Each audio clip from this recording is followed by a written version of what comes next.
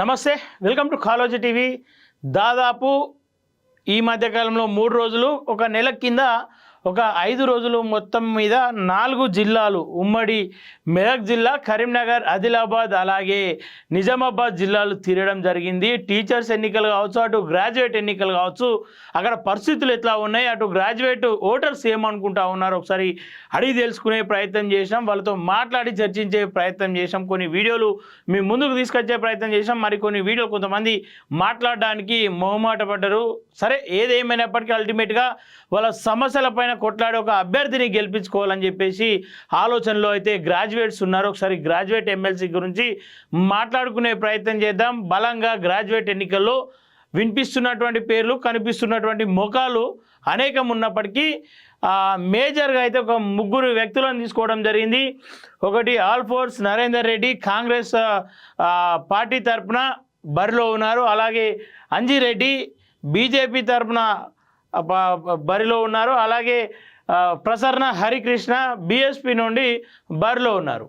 అయితే ఈ 3 పరిస్థితి అక్కడ ఎట్లా ఉంది, అలాగే అక్కడ ప్రజలు ఏమనుకుంటా ఉన్నారు, ప్రజలు పక్కన పెడితే ముఖ్యంగా గ్రాడ్యుయేట్స్ ఏమనుకుంటా ఉన్నారు ఈ 3 వ్యక్తుల గురించి అని తెలుసుకునే ప్రయత్నం చేస్తే అనేక ప్రశ్నలు, వీళ్ళకు సవాళ్ళు విసిరారు. 3 క్యాండిడేట్లు కావచ్చు, ఇంకా మిగతా గ్రాడ్యుయేట్స్ కూడా సవాల్ చేసే ప్రయత్నం చేసిర్రు. ఎవరు గెలవాలి, ఎందుకు గెలవాలి, దేనికోసం గెలవాలి, గెలిచిన తర్వాత ఏం చేయాలి, మాకేం కావాలి, వాళ్ళకు మా ఓటు ఎందుకు వేయాలనే విధంగా వాళ్ళు మాట్లాడినటువంటి అంశాలు కనిపిస్తూ ఉన్నాయి. అక్కడ ప్రధానంగా చూస్తే నిరుద్యోగులు ఎవరైతే ఉన్నారో వాళ్ళు బలంగా వినిపించినటువంటి కొన్ని ప్రశ్నలు, కొన్ని సవాళ్ళు కూడా వాళ్ళు విసిరారు. అదే సవాళ్ళను ఈరోజు కాలోజీ టీవీ ఈ అభ్యర్థులకు కూడా విసురుతూ ఉంది. ఏ పార్టీ అయినా సరే, ఏ వ్యక్తి అయినా సరే ఆ సవాళ్ళకు సిద్ధమా? అనేక మంది నుండి మేము స్వీకరించిన ఒక 6 ప్రశ్నలపైన మీరు సమాధానాలు ఏమిస్తారు, ఏ రకంగా వాటిపైన ఫైట్ చేస్తారు అనే దానిపైన మీరు ఒక క్లారిటీ ఇవ్వాలి. ఆ క్లారిటీ ఇస్తే ఖచ్చితంగా పట్టభద్రులు మీ వైపు ఆలోచించే అవకాశాలు ఉంటాయి. కాబట్టి ఒక్కసారి 6 ప్రశ్నలు ఏందో, వాటిపైన మీ సమాధానాలు ఏందో చెప్పే ప్రయత్నం చేయండి. ఒకసారి వినిపించే ప్రయత్నం చేస్తా.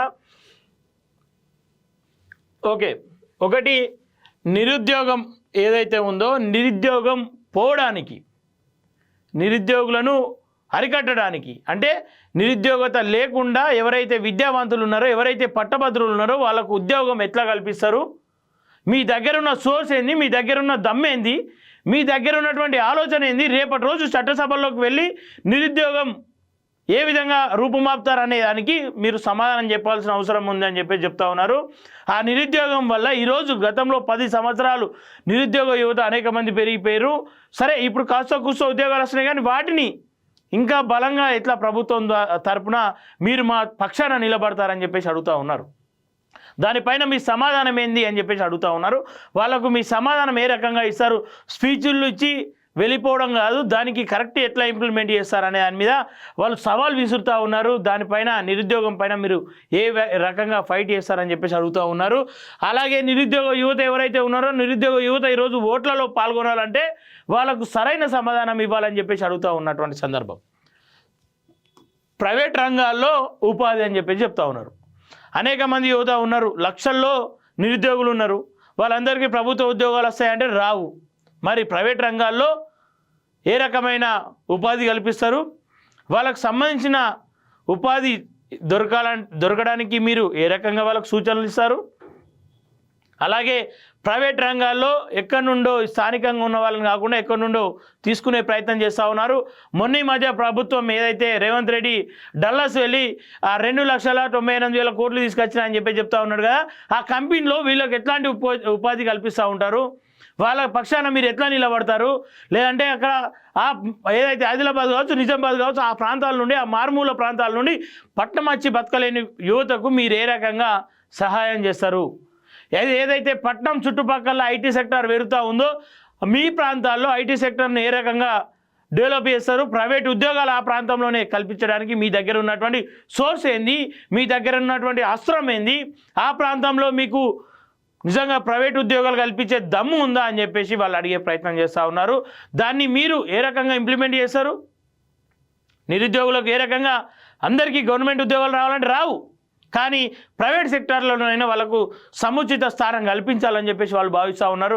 ఆ ప్రైవేట్ సంస్థలను ఆ ప్రాంతాలకు 4 ఉమ్మడి జిల్లాలు ఉన్నాయి. ఆ 4 ఉమ్మడి జిల్లాలకు ఏ రకంగా తీసుకొస్తారు, ఎక్కడ కేంద్రం ఏర్పాటు చేస్తారు, ఎక్కడ వాళ్ళకు ఉద్యోగాలు కల్పిస్తారు, ఆ ప్రాంతాన్ని ఐటీగా ఎప్పుడు డెవలప్ చేస్తారు, ఏ రకంగా డెవలప్ చేస్తారు, మీ దగ్గర ఎట్లాంటి అస్త్రం ఉంది, ఎట్లాంటి ఆలోచన ఉంది, ఎట్లా ఇంప్లిమెంట్ చేస్తారు, ప్రభుత్వాన్ని ఎట్లా తలవంచే ప్రయత్నం చేస్తారని చెప్పేసి వాళ్ళు అడుగుతూ ఉన్నటువంటి సందర్భం. లైబ్రరీలు ఏదైతే లైబ్రరీలు ఉన్నాయో అన్ని ప్రాంతాల్లో లైబ్రరీల పేరిట ఫండ్ రిలీజ్ అయింది, కానీ లైబ్రరీలు లేవు. వాళ్ళు చదువుకుందామంటే సరైన స్థలాలు లేక హైదరాబాద్ వచ్చి కోచింగ్ సెంటర్లో, హైదరాబాద్ వచ్చి ప్రైవేటు లైబ్రరీలో, హైదరాబాద్ వచ్చి కొన్ని గవర్నమెంట్ లైబ్రరీల్లో చదువుకునేటువంటి పరిస్థితులు ఏర్పడుతూ ఉన్నాయి. వాళ్లకు ఆర్థిక స్థితిగతులు బాగాలేవు. ఆ ప్రాంతాల్లో, గ్రామాల్లో కావచ్చు, ఆ ప్రాంతాల్లో ఉన్నటువంటి మండల్ హెడ్ క్వార్టర్స్లో కావచ్చు, జిల్లా స్థాయి హెడ్ క్వార్టర్స్లో కావచ్చు, లైబ్రరీలు ఎన్ని ఉన్నాయి, ఇంకెన్ని అవసరమైతే అక్కడ ఎంతమంది నిరుద్యోగులు ఉన్నారు, వాళ్ళకి చదువుకోవడానికి ఆ లైబ్రరీలు సరిపోతూ ఉన్నాయా? ప్రశాంతమైన వాతావరణం ఉందా ఆ లైబ్రరీలో? అన్నీ అనుకూలంగా ఉన్నాయా అనే దానిపైన వాళ్ళు అడుగుతున్నటువంటి సందర్భాలు. ఎవరైనా గవర్నమెంట్ జాబ్ పడితే, పోస్టులు పడితే మేము చదువుకోవడానికి సరైన స్థలం లేక ఇబ్బంది పడుతూ ఉన్నాం, ఇంట్లో ఉందామంటే అటు పిల్లలు కావచ్చు, ఇటు అమ్మా నాన్నలు కావచ్చు, అనేక టెన్షన్ల మధ్య మేము చదువుకోలేకపోతా ఉన్నాం, మాకు లైబ్రరీలు కావాలని చెప్పేసి అనేక సార్లు చెప్పినటువంటి సందర్భాలు. కానీ లైబ్రరీలు నిర్మిస్తూ ఉన్నామని చెప్పేసి చెప్తా ఉన్నారు, కానీ అవిటి జాడ లేదని చెప్పేసి అడుగుతూ ఉన్నారు. చదువుకోవడానికి ఒక స్థలం అడుగుతూ ఉన్నారు. వాటిపైన లైబ్రరీల నిర్మాణం కావచ్చు, లైబ్రరీల వసతులు కావచ్చు, ఏ రకంగా కల్పిస్తారని చెప్పేసి వాళ్ళు అడుగుతూ ఉన్నారు. దీనికి మీ దగ్గర ఉన్నటువంటి సమాధానం ఏంది? గత ప్రభుత్వం కట్టిన లైబ్రరీల లెక్కలు తీయాలి, ప్రస్తుత ప్రభుత్వం తరఫున లైబ్రరీలు కట్టియాలి, దానికోసం మీ దగ్గర ఉన్నటువంటి సోర్స్ ఏందని చెప్పేసి వాళ్ళు అడుగుతూ ఉన్నారు. సరే, కోచింగ్లు, నిరుపేద ప్రజలకు కోచింగ్లు ఇస్తున్నామని చెప్పి చెప్తా ఉన్నారు, కానీ ఆ కోచింగ్లకు వాళ్ళ దగ్గర ఫీజులు వెళ్తూ ఉన్నాయా లేదా అని చెప్పేసి ప్రైవేట్ కోచింగ్ సెంటర్లు ఆలోచించవు. డబ్బు పెట్టి చదువుకొని స్థితి లేని వాళ్ళ పరిస్థితి ఏంది? అట్లాంటి వాళ్ళకు కోచింగ్లు ఏ రకంగా ఇప్పిస్తారు? అట్లీస్ట్ వాళ్ళకు బేసిక్ అన్న నేర్పించేటువంటి ప్రస్తావన లేకుండా పోతూ ఉంది. కోచింగ్ సెంటర్ల పేరిట అనేక మంది దోస్తూ ఉన్నారు. మా నిరుద్యోగులకు ఉద్యోగాలు పడ్డాయని చెప్పేసి అంటే, నోటిఫికేషన్లు పడ్డాయని చెప్పేసి అంటే ఏదో ఒక కోచింగ్ సెంటర్కి పోవాలి, ఎక్కడో ఒకటి జాయిన్ కావాలని చెప్పేసి అనేక డబ్బులు నాశనం చేసుకుంటా ఉన్నాం. వందల వేల సంఖ్యలో మేము జాయిన్ అయితే అందులో 10ల సంఖ్యలో ఉద్యోగాలు వస్తే మిగతా వాళ్ళందరూ కూడా డబ్బును ఆ కోచింగ్ సెంటర్లకు అప్పచెప్పి ఇలా కోచింగ్ సెంటర్ల పేరిట దోచుకుంటూ ఉన్నారు మా దగ్గర. సో మాకు ఉచిత కోచింగ్లు ఏ రకంగా ఇప్పిస్తారు, ఏ ప్రాంతంలో ఇప్పిస్తారు, దానికి మీ దగ్గర సోర్సెస్ ఉందా? ప్రభుత్వం నుండి ఇప్పించే సోర్సెస్ ఉందా? లేదంటే మీరు పట్టభద్రుల ఎమ్మెల్సీలు ఎవరైతే ఉన్నారో గెలిచిన తర్వాత మీ సొంత డబ్బులతో ఇప్పించేస్తారా? లేదంటే మాకు ఒక స్థానం చూపియండి అని చెప్పేసి ఒక అమాయకమైన ప్రశ్న అది. కోచింగ్ వాళ్ళు కోరుకుంటూ ఉన్నారు, మేము చదువుకుంటాం సార్, మాకు ఉద్యోగాల కోసం మేము చదువుకుంటాం, నోటిఫికేషన్లు పడ్డప్పుడు మాకు కోచింగ్లు కావాలి, మాకు లైబ్రరీలు కావాలంటే 10 ఏళ్ల కాలం తెలంగాణలో ఇది నిరుద్యోగులను అనుభవిస్తున్నటువంటి ఇబ్బందులు. సో ఆ కోచింగ్ సెంటర్లు, ఆ కోచింగ్లు కావచ్చు, ప్రైవేట్ కోచింగ్ సెంటర్లను ఎట్లా అరికడతారు? ఏదైతే పేద ప్రజలకు ఎట్లాంటి కోచింగ్ ఇప్పిస్తారు, ఉచితమైన కోచింగ్ ఎట్లా ఇప్పిస్తారు, నాణ్యమైన కోచింగ్ ఇప్పిస్తారా అనే ప్రశ్న వాళ్ళు వెలువెత్తుతున్నటువంటి సందర్భం. జాబ్ క్యాలెండర్ ఏదైతే ప్రభుత్వం చెప్పిందో ఆ జాబ్ క్యాలెండర్ను సరైన సమయంలో ప్రభుత్వంతో పోరాడి, ప్రభుత్వంతో మాట్లాడి, ప్రభుత్వంతో ఒప్పించి మెప్పించి ఆ జాబ్ క్యాలెండర్ను రిలీజ్ చేసే సత్తా ఎవరికి ఉంది అని అడుగుతూ ఉన్నారు. సత్తా ఎవరికి ఉంది అని అడుగుతూ ఉన్నారు. జాబ్ క్యాలెండర్ ప్రభుత్వం ఇచ్చింది, నిర్ణయం ఇస్తూ ఉన్నారు, కొంత ఆలస్యం అవుతూ ఉంది. దాన్ని సరైన సమయంలో సరైన విధంగా నిజంగా ఖాళీలు ఏవైతే ఉన్నాయో ఆ ఖాళీలన్నింటినీ పూరించుకొని జాబ్ క్యాలెండరు రిలీజ్ చేసే విధానాన్ని, విధి విధానాలని ప్రభుత్వంతో పోరాడి ఇప్పించే సత్తా ఎవరికి ఉంది అని అడుగుతూ ఉన్నారు. దీనిపైన క్లారిటీ ఖచ్చితంగా ఎవరైతే ఎమ్మెల్సీ క్యాండిడేట్లు ఉన్నారో వాళ్ళు ఖచ్చితంగా ఇవ్వాల్సిన అవసరం ఉందని చెప్పేసి కోరుతూ ఉన్నా. అలాగే స్థానిక కంపెనీలో 75% ఉపాధి అనేది మనకు రాజ్యాంగం కల్పించిన హక్కు. అది స్థానికంగా అనేక కంపెనీలు కావచ్చు, కొన్ని ఫ్యాక్టరీలు కావచ్చు వస్తూ ఉన్నాయి.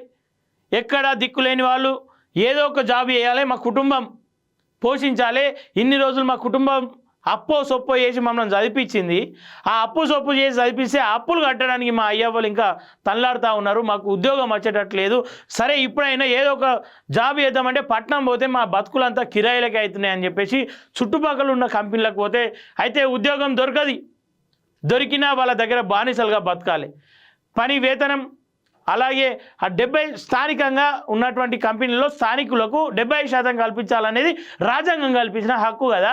ఆ హక్కును ఆ స్థానికంగా ఉన్న కంపెనీలలో ఇంప్లిమెంట్ చేసే దమ్ము ఎవరికి ఉంది, ఇంప్లిమెంట్ చేసే సత్తా ఏ ఎమ్మెల్సీ క్యాండిడేట్కి ఉందని చెప్పేసి వాళ్ళు అడుగుతున్నటువంటి ప్రశ్న. దానికి సమాధానం ఏం చెప్తారు ఎవరు అంటే ఈ 6 ప్రశ్నలకు ఇంకా అనేక ప్రశ్నలు ఉన్నాయి. ప్రధానంగా మీకు మీ దృష్టికి తీసుకొస్తున్నటువంటి 6 ప్రశ్నలకు ఏ ఎమ్మెల్సీ క్యాండిడేట్ అయినా సరే మీరు మాట్లాడతా అంటే మేము సిద్ధంగా ఉన్నాం, మీ మాటలను వాళ్ళకి వినిపించే ప్రయత్నం చేస్తాం.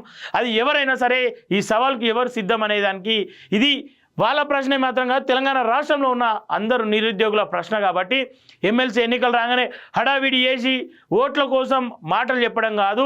నిజంగా గతంలో ఉన్నటువంటి ఎమ్మెల్సీలు ఏ రకంగా పనిచేసారు, ప్రస్తుతం రావాల్సిన ఎమ్మెల్సీలు ఏ రకంగా పనిచేయాలనేది వాళ్ళు అడుగుతూ ఉన్నారు. ఈ హడావిడిలకు హంగులకు ఈ ఊళ్ళో పెళ్లి కుక్కల కొట్లాట అన్నట్టుగా అనేక మంది వస్తూ ఉన్నారు. పార్టీలకు సంబంధం లేని వాళ్ళు, పార్టీలకు సంబంధం ఉన్న వాళ్ళందరూ వస్తూ ఉన్నారు. కానీ నిజంగా మా నిరుద్యోగులకు మా గ్రాడ్యుయేట్స్కి ఎవరో వచ్చి ఎక్స్ప్లెయిన్ చేస్తే ఓటేసే స్థితిలో మేము లేము, ఎవరో వచ్చి చెప్తే మేము మాట్లాడే స్థితిగతిలో మేము లేము. మాకు తెలుసు మా ఏవైతే మాకు ఉన్నటువంటి ఇబ్బందులు ఉన్నాయో ఆ ఇబ్బందుల మీద ఎవరు కొట్లాడతారు, ఆ కొట్లాడే సత్తా ఎవరికి ఉంది, ప్రభుత్వంలో ఉన్న వ్యక్తి కొట్లాడతారా, ప్రభుత్వానికి అపోజిట్గా ఉన్న వ్యక్తి కొట్లాడతాడా అనేది నిర్ణయం వాళ్ళే తీసుకోవాలని చెప్పేసి చెప్తా ఉన్నారు.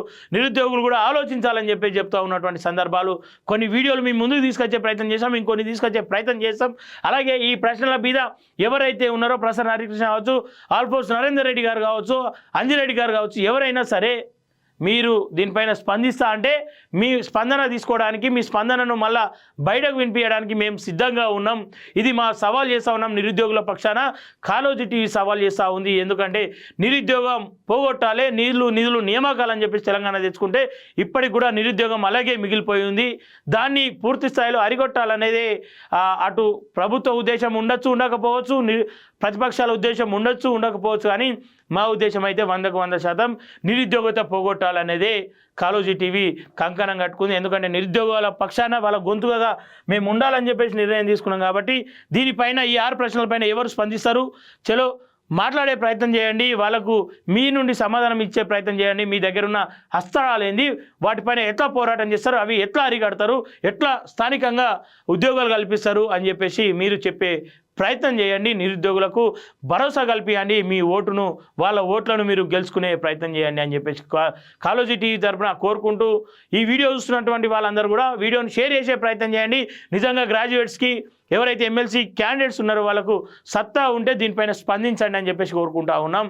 ఈ వీడియో చూస్తున్న వాళ్ళందరికీ కూడా థ్యాంక్ యూ సో మచ్.